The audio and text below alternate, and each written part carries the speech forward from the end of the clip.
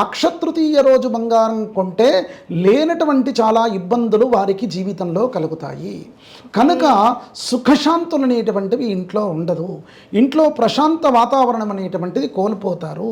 కలిపురుషుని యొక్క ఆహ్వానం ఎక్కువగా ఉండేటువంటి వస్తువుల్లో ఈ బంగారం అనేటువంటిది ప్రప్రథమంగా మొట్టమొదట ఉండేటువంటి స్థితి. మనిషి యొక్క ప్రశాంతత కోల్పోవడానికి ఈ యొక్క బంగారం అనేటువంటిది మొట్టమొదట హేతుర్భూతమైనటువంటిది.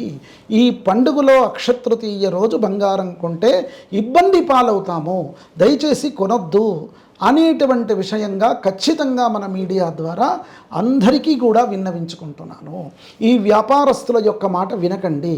కావాలంటే వేరే ఒక రోజు కొనండి, మీరు ఈరోజు మాత్రం కొనవద్దు. అంటే వాళ్ళే పెట్టిందంటారా? వాళ్ళు పెట్టినటువంటిదే.